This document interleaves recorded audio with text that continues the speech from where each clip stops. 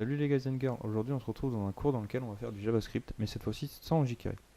Souvenez-vous, dans le premier cours, on avait fait un JavaScript qui permettait de répondre à un besoin qui était spécifique à notre page que nous avons quelque part ici, si je la retrouve, hop là, celle-là. Donc c'était dans cette page-là, on pouvait sectionner chaque bloc d'éléments, d'équipement, pardon, puis rajouter un événement sur l'action, etc. Mettre notre équipement en chargement. Là on va refaire la même chose, donc on va s'inspirer du code qu'on avait déjà écrit et on va le réécrire sans jQuery. Alors pour ce faire,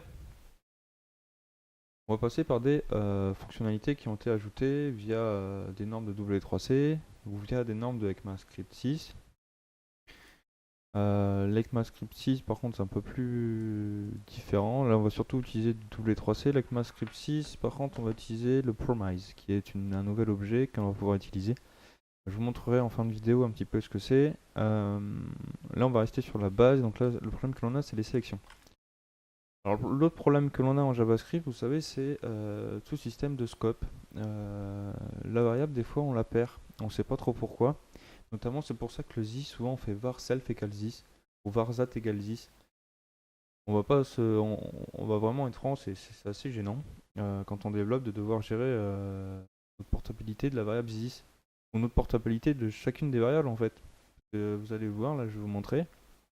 En premier temps, je vais le faire marcher, et puis dans le deuxième temps, je vais vous montrer qu'est-ce qui serait passé si j'avais pas fait ce que j'avais fait. Et là, vous allez voir que finalement, c'est un gros problème. Donc depuis, ECMAScript 6 a rajouté un mot-clé qui permet de définir une variable dans un scope, mais un scope accolade, et pas un scope qui est fonction. De telle manière que ça marche comme en C. Il me semble qu'en C, ça marche comme ça. C'est si on est dans un for, qu'on définit une variable dans notre for, quand on sort du for, elle n'existe plus. Donc, la première chose qu'on va regarder, c'est le carry selector. Carry Selector qui existe depuis un petit moment, donc on va regarder sur Can I Use, que je vous conseille d'utiliser quand vous ne savez pas si une fonctionnalité est disponible ou pas dans les navigateurs. Passez par ce site là qui est Can I Use. Moi dans le cas présent je vais juste regarder Carry Selector. Carry Selector lui est utilisé par la plupart des navigateurs mis à part IE8. Mais le problème d'IE8 c'est juste qu'il ne sait pas gérer les sélecteurs CSS3. Donc pour nous c'est pas très grave, on va rester sur du sélecteur CSS2. Ça nous suffit largement. Donc, pour ce faire, on va juste avoir besoin de faire donc vers équipement. On dit que nos équipements c'est égal à document.carrySelector all de donc tout ça. Ça c'est un selector CSS. On garde exactement la même chose. Donc là on va pouvoir faire var i in équipement. Mais vous allez voir que c'est pas bon. Je vais vous montrer pourquoi. Si on regarde ici, hop. Donc si je fais document.carrySelector ça me retourne un node list. Ok, jusque là on est bon. Imaginons maintenant je vais parcourir cette liste là. Donc là je vais faire mon console.log de i. Mince.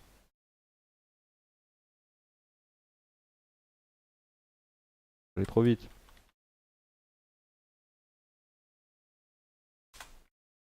Donc on voit quand je fais mon for each, qui est un for each en fait en JavaScript, on a un problème, c'est que ça retourne 0, 1, 2, item length.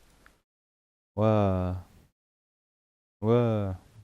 On voit que c'est un peu pourri, puisque là on voit pas pourquoi ça. Qu'est-ce que ça vient faire là, ça, ce item.length. Alors en fait, LoadList a une méthode qui s'appelle item et une propriété qui s'appelle length. Donc quand on va faire for in dans l'objet, on va à la fois parcourir ses propriétés mais aussi ses méthodes. Ce qui fait que c'est pas forcément génial, puisque c'est pas ce qu'on veut. Donc on voit là je suis sur NodeList. NodeList il y a une propriété qui c'est length qui est le nombre de nœuds dans notre liste de nœuds, et puis item qui permet de retourner l'élément à l'index ciblé. Donc nous ce qu'on va faire c'est qu'on va faire une bonne vieille boucle avec tant que i est inférieur à équipement length plus. Et là on va avoir besoin d'un scope. Pourquoi? Parce qu'on va définir de nouvelles variables. À la fois donc équipement ID, équipement tout court, puis la liste des actions. Donc pour ce faire, on fait un design pattern qui est celui-ci.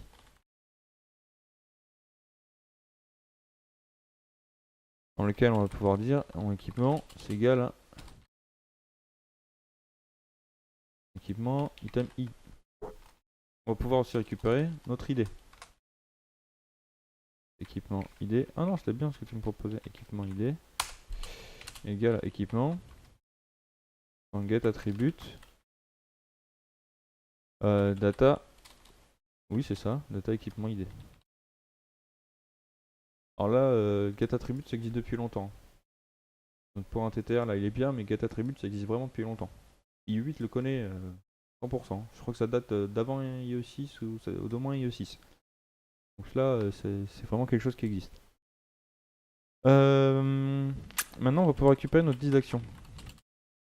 Action, donc ça va être comme ça va être équipement. Donc pareil, carry selector, all, .js action.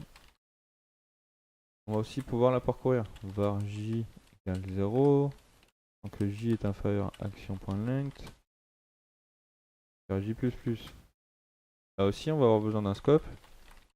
On a plusieurs actions à parcourir. Notre action, c'est égal à action.item de j. Notre ID, c'est action id qui est égal à action.get attribute data action id. On peut récupérer notre balise A directement. Donc notre balise A, c'est égal à action.get carry selector. Oula. Carry selector de A. On en profite pour récupérer notre petite URL. Égal à a.get attribute de data URL. Voilà. Maintenant, on va pouvoir ajouter notre événement. Donc ça va être a. quelque chose. Alors maintenant, la méthode qu'on utilise, c'est add event listener, qui existe depuis bien longtemps dans Firefox ou Chrome, puisque ça a été dès la naissance. Par contre, dans IE, c'est un peu différent. En effet, IE avait sa propre méthode, qui était un peu différente, et qui était... Je suis pas dedans déjà? Ah, je crois que j'étais déjà dedans. Donc, add event listener. Si on regarde, est disponible depuis IE9. Pour être franc, avant ceci, on avait attach event.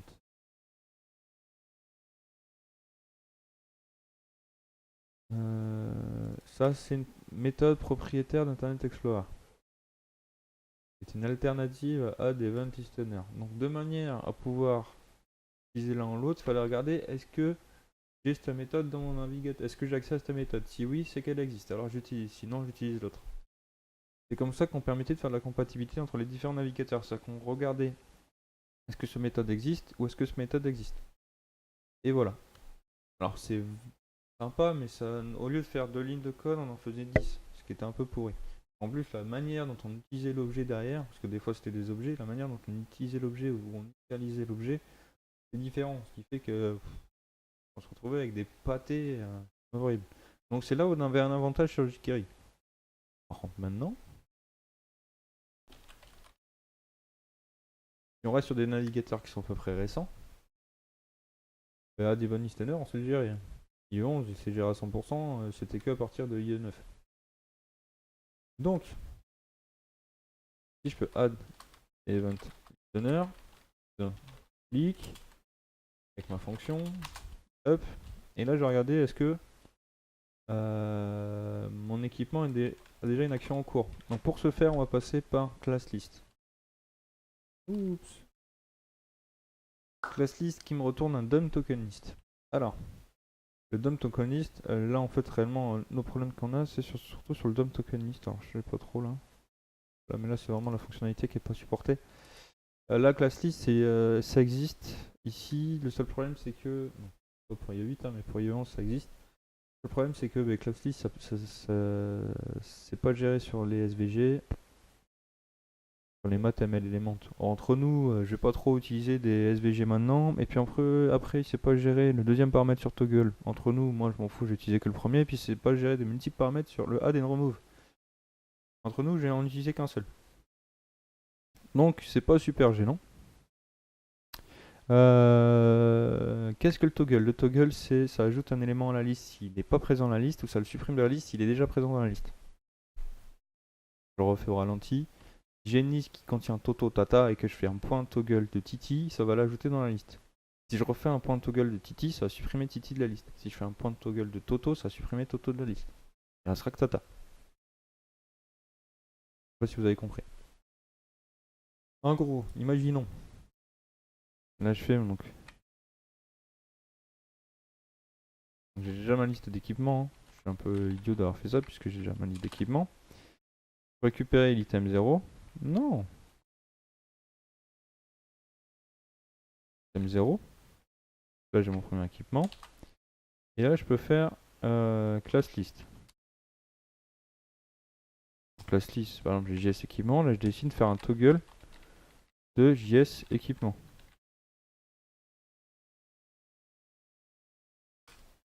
Il disparaît. Je le refais. Il est ajouté. Vous avez compris? Donc s'il est présent, il est supprimé. S'il n'était pas présent, il est ajouté. Donc dans notre cas, on pourrait l'utiliser, mais comme je veux être sûr de ce que je fais, et puis que j'ai pas forcément envie d'utiliser, on va regarder. Donc est-ce que mon équipement, il manque un point d'exclamation, je l'ai vu, contient isLoading.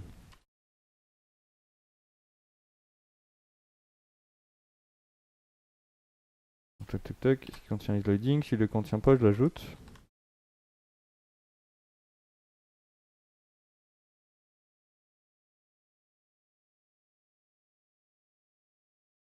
Et B.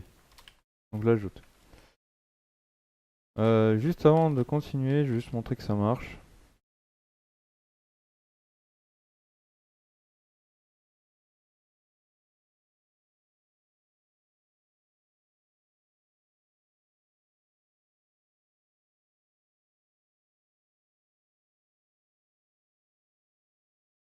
Pour ça, j'ai enlevé ça. On a l'équipement 1, action 3, équipement 1, action 4, équipement 2, voilà. Donc on voit qu'on a vraiment une incrémentation, on n'a pas de problème de variable. Je vais vous montrer justement ce que je disais tout à l'heure. Si je fais pas cette histoire de scope, et je gère pas mes scopes, il arrive à un moment donné où équipement 3, c'est la même chose. Ouais, parce qu'en fait, la valeur que contient ma variable, c'est la dernière valeur qui lui a été setée. En gros, j'ai beau la définir ici, il va le définir dans le document. Donc pour lui, le scope dans lequel il est, c'est document. Et ce qui fait qu'il va réécrire à chaque fois. Donc si elle existe, elle va redéclarer, et du coup, ben, on perd la valeur qu'il y avait avant. Alors que là, il va essayer de trouver le scope le plus proche. Et le scope le plus proche, quand je suis dans action, c'est ce qu'il y a ici. Quand je suis dans l'équipement, c'est ce qu'il y a ici. Donc quand ça va le déclarer, ça va le déclarer dans ce scope-là. Ça va pas le déclarer dans le document. Donc à l'extérieur, ici, j'y ai pas accès. Si ici, j'essaye de faire un console.log de l'équipement, il va juste m'envoyer balader. Équipement identify. Alors que si je mets pas ce scope là, ne serait-ce que celui-là, j'ai même pas besoin de toucher à l'action, il me dit ah ben il existe. Et en plus il vaut le dernier équipement. Donc voilà, je vous ai montré un peu ça. Donc ça c'est un design pattern hein, pour gérer le scope. On a un autre design pattern qui est le singleton, que je vais vous montrer. Alors comme j'ai pas envie de vous garder trop longtemps, je suis déjà codé une petite fonction. Alors pour faire de l'asynchrone, on va utiliser, il y a une méthode qui a été, enfin un objet qui a été rajouté qui est le promise, qu'on va regarder ensemble. Donc ici je me suis fait un objet, alors je vais juste vous enlever pour l'instant ce morceau de code de manière à ce que ce soit assez lisible. Je me suis fait un singleton, là aussi un design pattern. Donc un singleton qui contient donc des méthodes publiques et des méthodes privées. Donc ce singleton qui est HTTP contient donc la méthode get et post qui à l'intérieur va faire appel à une méthode Ajax qui est privée qui nous retournera un promise. Ce promise a la particularité de pouvoir faire de l'asynchrone. Par asynchrone, j'entends dire que c'est pas forcément tout ce qui est requête HTTP. Asynchrone, ça peut être aussi des gestions de timer. Donc si je vous montre un exemple que j'avais trouvé assez sympathique, ici regardez bien l'écran, je clique, je peux bouger, il y a 3 éléments, et là, hop, c'était rajouté un peu après. Là, ça c'est de l'asynchrone. Donc, pour ce faire, j'ai dit que ma méthode Ajax, ma méthode Ajax retournait un objet promise sur lequel je vais pouvoir faire deux choses, Zen et Coach. Zen va contenir deux éléments, Zen va contenir une fonction quand ça se passe bien, une autre fonction quand ça se passe mal, et Coach c'est dans le cas où ça se passe mal, tout court. Donc ce que je vais faire, en réalité ici, c'est que on va faire hop, donc http point post, donc l'URL c'est URL, data c'est ce qu'on a ici à notre droite.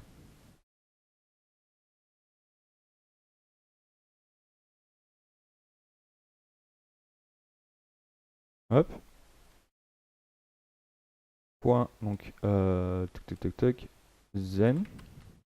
Là, c'est fonction quand ça se passe bien. Puis j'ai une fonction quand ça se passe mal.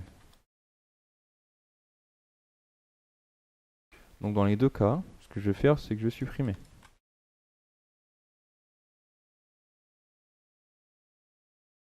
Mais ce que je peux faire pour voir que ça se passe bien, c'est un truc comme ça. Et un petit truc comme ça. Donc post, tac tac tac tac tac. Ok. Jusque là on est bon. Alors je vais juste remettre le corps de la méthode que j'ai supprimé juste avant, parce que je voulais simplifier le code. Pas de fait de bêtises, normalement c'est ça. Ok. Qu'est-ce que ça fait? Oh, tu m'avais fait un truc bizarre. Donc je crée un objet request qui est un XML HTTP request. J'ouvre une requête avec get ou post. Alors là en plus c'est faux. Allez, heureusement qu'on regarde ensemble. Donc méthode type avec l'URL à côté. Oh, pourquoi j'avais fait ça comme ça.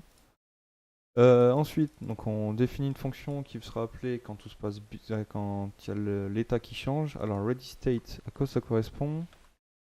On regarde le state, HTML, HTTP request state. C'est qu'on a 5 valeurs. 0 c'est quand ça n'a pas encore été initialisé, 1 c'est quand il y a une connexion qui a été faite, 2 c'est quand le request a été envoyé, receive, envoyé, 3 c'est quand c'était process, 4 c'est quand la request a été finie, que la réponse est prête. Bref, entre nous on va juste regarder la 4. Le statut, lui, c'est le statut, le code HTTP statut de retour. Le statut, code HTTP. Si je vous montre vite fait, tout ce qui est dans le 100, c'est tout ce qui est type d'information. Continue, switch processing. 200, c'est quand ça se passe bien. Avec des systèmes d'information. Hein. 200, c'est le cas normal, mais après on en a d'autres. Redirection, c'est quand on est des redirects. Souvent, c'est le 302 qu'on va avoir. Des erreurs clients type 404, page not found. 403 forbidden, c'est qu'on n'a pas les droits d'accès. Et ensuite, les erreurs serveurs, code 500. Voilà, etc. Donc nous ce qu'on veut gérer c'est dans le cas où on est entre 200 et 300, donc 300 non compris. Donc dans ce cas là on fait appel à la méthode done, et sinon on fera appel à la méthode fail. En fait promise, quand on crée, il prend un argument, une fonction qui contient deux paramètres. Le premier paramètre c'est une fonction qui est appelée quand tout se passe bien, le deuxième paramètre c'est une fonction qui est appelée quand ça se passe mal. Donc quand ça se passe bien on fait appel à done, quand ça se passe mal on fait appel à fail. Donc quand on n'est pas dans du 200, c'est que ça s'est mal passé. Ensuite j'ai mis un on error ici mais c'est pas très gênant. J'ai rajouté des entêtes spécifiques à une type de requête Ajax, notamment pour moi je veux récupérer du JSON. Et ici je set un request header HTTP X requested with de telle manière que donc l'Ajax, Shikari le fait déjà, mais c'est de manière à ce que mon framework derrière il sache que c'est une requête Ajax. Pour vous montrer, on va tomber dans du code PHP, hein, attention. Ici j'ai des détecteurs, et notamment quand c'est de l'Ajax, il va regarder que ma variable d'environnement, donc c'est une en tête, celle-là, soit égale à ça. Autre chose, pour regarder que c'est bien du JSON que je vais récupérer, il va regarder que j'ai un accept ici qui est égal à ça, ou que mon param extension avec ma valeur est égal à JSON. Bref, ça on s'en fout. On va surtout regarder en fait l'accept. Voilà. C'est tout pour les en-têtes. Après, je vais regarder si je suis pas en type, si je suis pas dans une méthode get et que j'ai des données, et ben j'envoie mes données. Oh pardon, j'envoie mes données comme ça. Sinon, il va pas être content. Sinon, bah, j'envoie rien du tout. Voilà. Donc maintenant, ouais, c'est un peu rapide, mais je voulais pas forcément vous le coder en face, c'est un peu long à faire. Donc là, j'envoie ma requête, c'est bien passé. 1, 4, 3. Donc ça va poster ça. On voulait. Réponse ça. C'est du JSON. Donc on est bon, hein, ça fait ce que ça voulait. Donc voilà. Et là, on a fait tout ça sans jQuery. C'est ça qui est assez hallucinant quand même. Faut vraiment qu'on comprenne que j'ai fait tout ça sans jQuery. Et finalement, alors, mis à part le requête Ajax, il faudrait peut-être qu'on ait une librairie à côté. Donc ça, par exemple, pour le mettre dans une librairie, on réutilise. Même s'il y a 2-3 trucs à modifier. Finalement, si on compare juste notre code, alors comme ça, c'est pas plus long, hein. C'est pas plus long, c'est peut-être un peu plus gros, notamment à cause de query selector face à un petit dollar ou un petit find. Le fait qu'ici on est on alors que là c'est daemon listener, ici on a ttr alors là c'est get attribute, ouais, alors après ça joue sur 2-3 caractères, mais bon c'est pas entre nous, ça reste assez simple quoi. Oui, après c'est classly.contain, ouais, mais après c'est un peu plus de l'objet. Là on fait de l'objet alors qu'à droite alors c'est aussi de l'objet, mais c'est un peu différent quoi. Là on a essayé vraiment de se spécifier, de dire que mon équipement il avait un objet classList qui contenait, donc qui était une liste d'éléments. Bon, c'est une manière de faire différente, mais faut voir, c'est que finalement, c'est pas si compliqué que ça de faire un JavaScript normal, mis à part l'Ajax, encore une fois. Un second problème, c'est l'histoire des scopes. Ici, en jQuery, on est content, on a des fonctions, alors que là, à gauche, ben, on n'avait pas réellement de fonctions. J'ai été obligé d'utiliser des design patterns. Mais par contre, on a une fonctionnalité qui est le let. Si j'avais fait du let comme ça, j'aurais pas eu de problème. Mais le problème, c'est que c'est pas implémenté par tous les navigateurs. Let comme ça, c'est bon, ça marche normalement. Si je fais let comme ça, là j'ai bien un 3, 3, 4. Si je remets un var, non, j'ai bien 3, 3. Donc en fait, le let permet juste d'avoir un scope à l'intérieur de ces accolades et pas à l'intérieur de la fonction. Le problème, c'est que c'est pas encore au point. Je vais vous montrer pourquoi. Oups. Je crois qu'on peut l'oublier en fait pour le moment.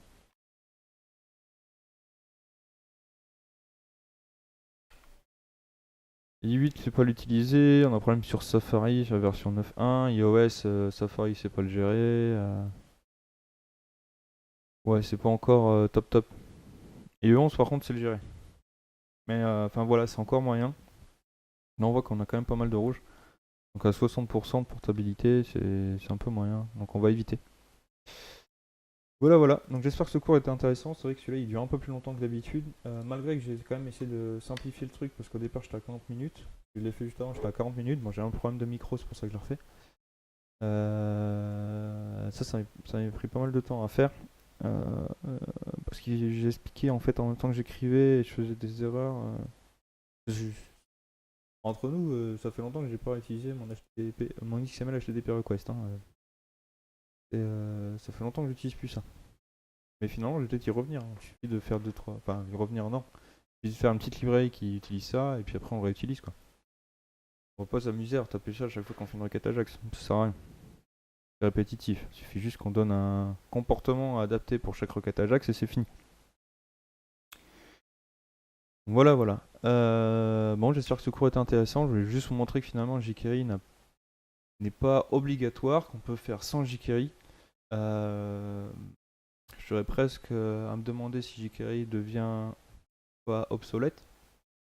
Parce que ça rajoute en fait une couche de librairie qui est pas si utile que ça. Et puis, quand j'ai fait ma veille techno, quand j'ai fait le cours sur le JavaScript, j'ai pas forcément montré dans le cours, mais je suis tombé sur pas mal de cas où il disait que jQuery c'était peut-être plus.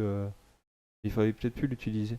parce que c'est lourd et puis que les navigateurs utilisaient, enfin, savaient faire ce que jQuery faisait. Donc voilà, c'est un point que je voulais vous dire, vous montrer. Je dis pas qu'il faut l'arrêter maintenant, je voulais juste vous montrer que finalement ça a peut-être plus autant d'utilité que ça en avait avant. Parce qu'entre temps, bah, ça a grandi, heureusement d'ailleurs. On a dit adieu aux versions IE, on n'est pas de version 12.13, on est passé à Edge, c'est quand même pas mal. Parce que sans déconner, version 8 ou 9, c'était un peu à vomir. On parle même pas au niveau du style. Il y avait des hacks partout, c'était horrible. On était obligé de faire des petits hacks pour que ça marche, quoi. C'était la bidouille, la bidouille. Bref, voilà. J'espère que ça vous a plu. N'hésitez pas à me poser des questions si vous en avez. Je vais pas vous mentir, ça, cette veille techno, je l'ai faite il y a pas si longtemps que ça, puisque je l'ai faite pendant que je faisais le grand cours sur JavaScript. Bon, je l'avais pas posé sur le moment même parce que j'étais pas sûr de moi. Entre temps, j'ai testé, j'ai fait 2-3 tests. 2-3 recherches aussi. On a donc, je rappelle, c'est des normes W3C et aussi des normes ECMAScript 6. C'est sorti en juin 2016. 2015, pardon. ECMAScript 6, comme ça. Voilà. Je vous laisse regarder sur le regarder. Si vous voulez qu'on en discute, on pourra en discuter. Le LED fait partie de l'ECMAScript 6. Le Promise fait partie de l'ECMAScript 6. Le Carry Selector fait partie des normes W3C qui font des normes de sélection d'éléments dans l'HTML. Et voilà, voilà. Voilà, j'espère que ça vous a plu. Dans 2 secondes, je vais faire un autre cours qui va être sur le Bootstrap. En fait, vraiment sur le Bootstrap, ce sera plutôt sur le responsive design. Parce que je pense qu'il est super intéressant de voir ça. Qu'est-ce que c'est le responsive design? Sur quoi on peut le mettre en jeu?